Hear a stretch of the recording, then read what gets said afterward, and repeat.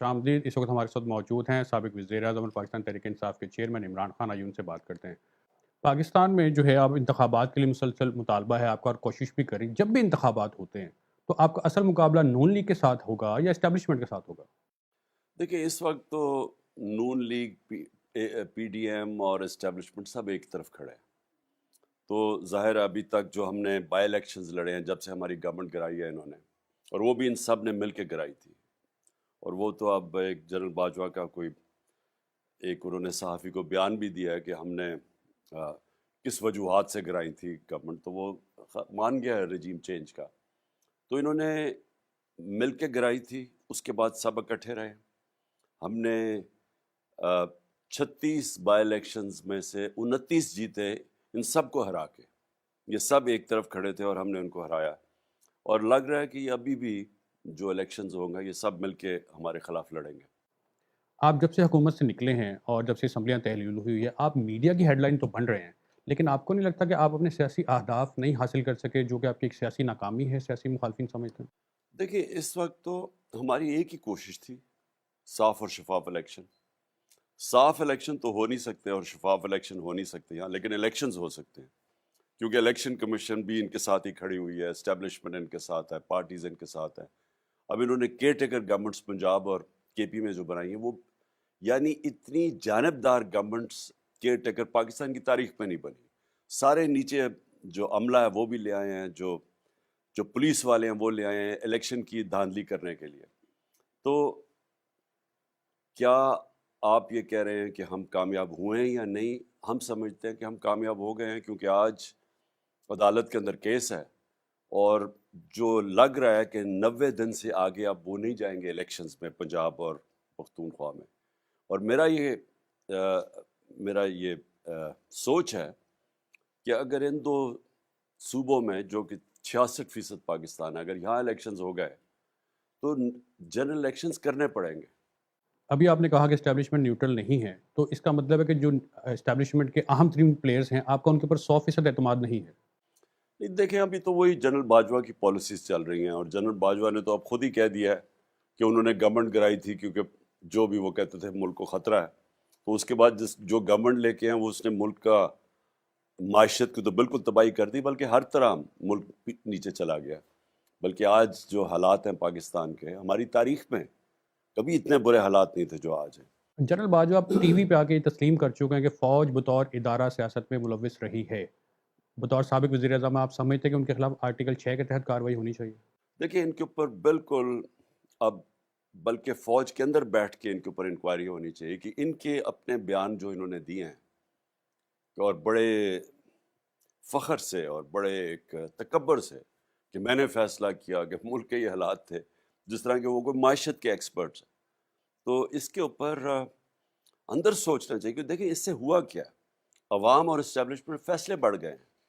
जो सारी कौम समझती थी कि इन्होंने जनरल बाजवा की वजह से ये गवर्नमेंट गिरी है, वो अब उन्होंने खुद ही तस्लीम कर लिया है।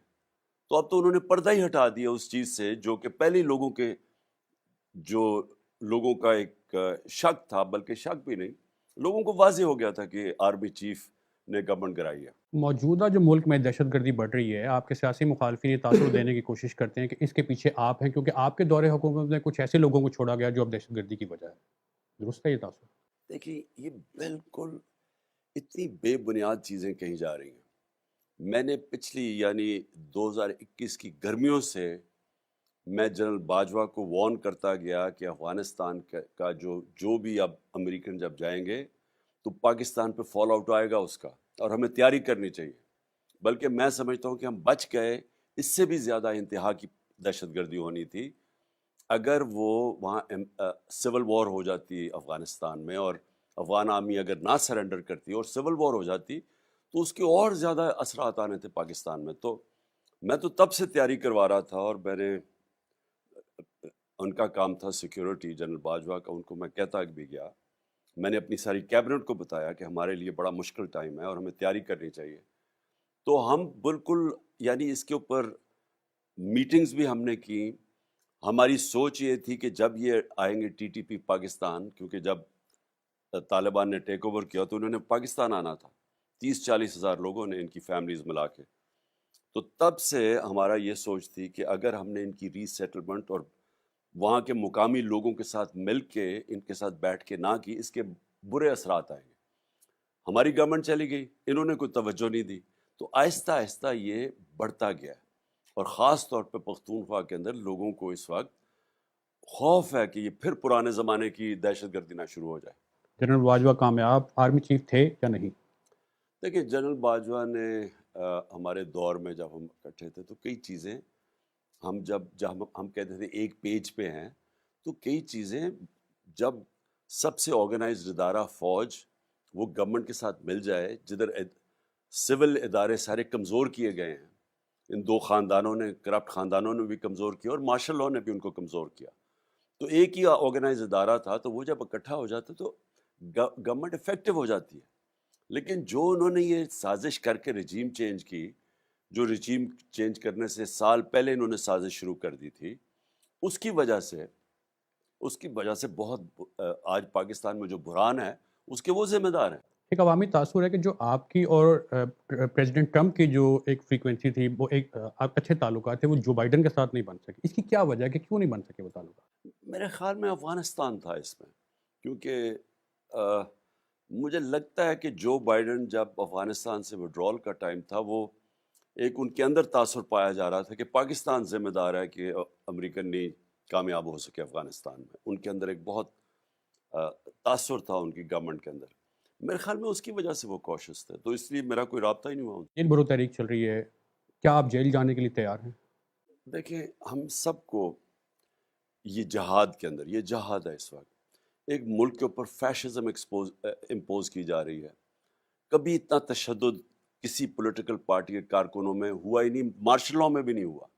میں جنرل باجوہ، جنرل مشرف کی، میں ان کی سخت اپوزیشن کرتا تھا، مجھے جیل میں بھی ڈالا 8 دن، لیکن میں نے کبھی اس طرح کی فیشسٹ ٹیکٹکس، جو انہوں نے سارے بنیادی حقوق ہمارے ختم کیے، جس طرح تشدد کیا گیا، کارکنوں کو جیلوں میں ڈال کے انہوں نے تشدد کیا، ہمارے لیڈرز کو، شیخ رشید کو، اس کو اعظم سواتی کو، شہباز گل کو، فواد چودھری کو، اس کے علاوہ صحافیوں سے جو کیا، ارشد شریف کا جو قتل کیا ہے، ایسا تو کبھی پاکستان میں پہلے نہیں ہوا۔ تو جو بنیادی حقوق ہیں ہمارے، ان سارے حقوق کی انہوں نے خلاف ورزی کی ہے، اور یہاں کوئی کسی قسم کی پروٹیکشن نہیں ہے۔ تو ہم نے اس لیے فیصلہ کیا کہ بجائے یہ ہمیں سپریس، دبائیں اور دھمکائیں، دو طریقے ہیں نا، یا انتشار کی طرف نکل جائیں، توڑ پھوڑ ہو، اور یا پھر ہم پرامن ایک نان وائلنٹ طریقہ جو ہے جیل بھرو طریق، تاکہ ان کو ہم ایکسپوز کریں۔ اگر آپ گرفتار ہوتے ہیں تو کیا اسی جیل میں رہنا پسند کریں گے جس میں نواز شریف کو رکھا گیا تھا؟ دیکھیں، مجھے تو کوئی فرق نہیں پڑتا گرفتاری کا، میرے اوپر تو قاتلانہ حملہ ہوا ہے، تو میں تو ایک دوسری زندگی ہے میری، تو جیل میں جانے سے مجھے تو کوئی خوف نہیں ہے، اور خاص طور پہ آج کے ماحول کے اندر میں کئی دفعہ سوچتا ہوں کہ جیل میں تو چلا جاؤں گا، کیا یہ اس کا فال آؤٹ، گیون کہ پاکستان کی معیشت کے کیا حالات ہیں، کیا یہ برداشت کر لیں گے اس وقت؟ اور مجھے لگ ایسے رہا ہے کہ ان کو صرف اور صرف ڈر لگا ہوا ہے کہ کسی نہ کسی طرح عمران خان کو الیکشن نہ لڑنے دیا جائے، چاہے جیل میں ڈالو، چاہے ڈسکوالیفائی کرو، کیونکہ سب مل کے بھی خوف زدہ ہیں کہ جب بھی الیکشن ہوں گے یہ سب ہار جائیں گے۔ وائس آف امریکہ کو ٹائم دینے کا بہت شکریہ۔